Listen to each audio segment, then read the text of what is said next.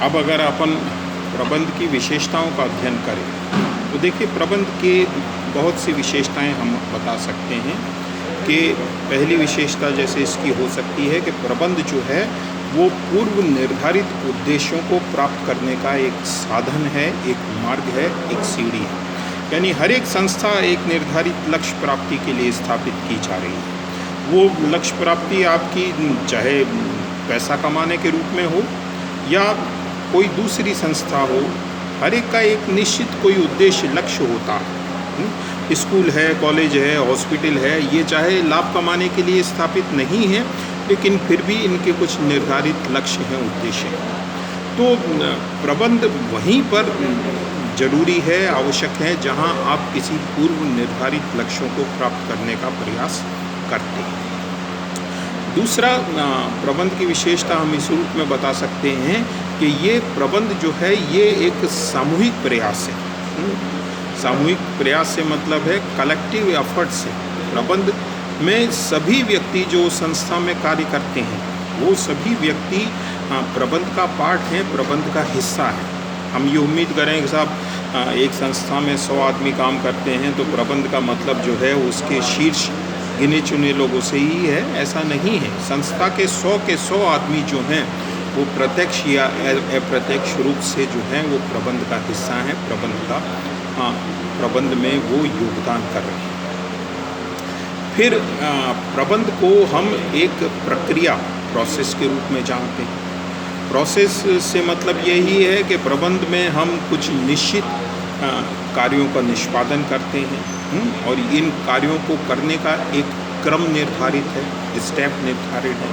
सबसे पहले आपको प्लानिंग का ही कार्य करना है। प्लानिंग जब हो जाएगी उसके बाद आपको ऑर्गेनाइजेशन का काम करना है, उसके बाद डायरेक्शन का काम करना है, फिर कोऑर्डिनेशन, मोटिवेशन, ये काम करने हैं और अंत में कंट्रोल यानी नियंत्रण का कार्य करना है। इन कार्यों में, इनके क्रम में आप कोई छेड़छाड़ नहीं कर सकते।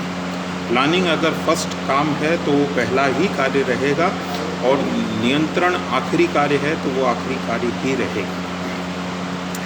फिर प्रबंध जो है वो गत्यात्मक है, डायनेमिक है। डायनेमिक का मतलब ये है कि देखिए, प्रबंध का बेसिकली संबंध जो है वो मानवीय पक्ष से है।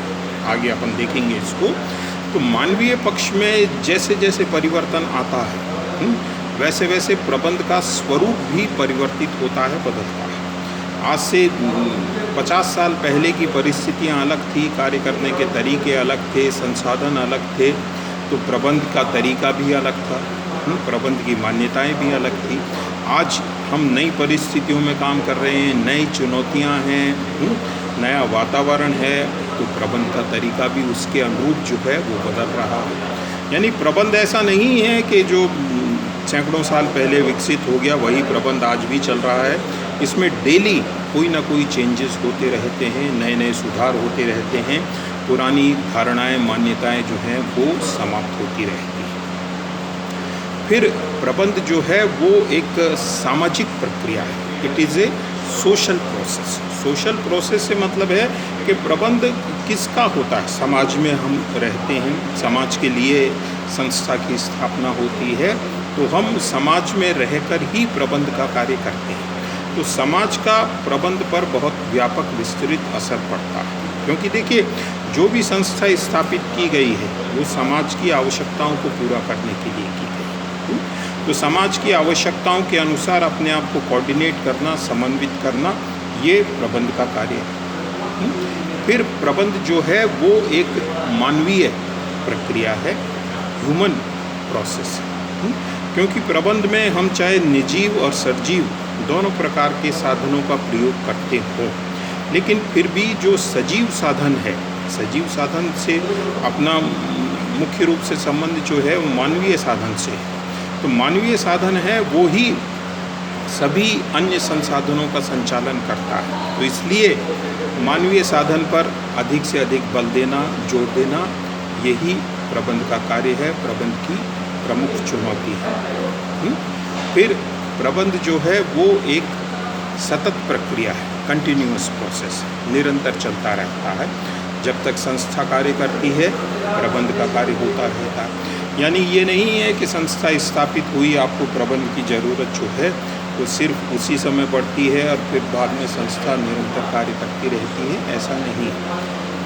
फिर प्रबंध जो है वो एक सार्वभौमिक यूनिवर्सल है। यूनिवर्सल से मतलब है आपको दुनिया के तमाम देशों में प्रबंध देखने को मिलेगा। विकसित राष्ट्र हो, विकासशील राष्ट्र हो, छोटा राष्ट्र हो, बड़ा राष्ट्र हो, छोटी संस्था हो, बड़ी संस्था हो, हर जगह प्रबंध है। यूनिवर्सल है, इसके कुछ निश्चित नियम सिद्धांत हैं, उनको आप अपनाकर हर जगह प्रबंध का कार्य कर सकते हैं। ये प्रबंध की कुछ प्रमुख विशेषताएं हैं।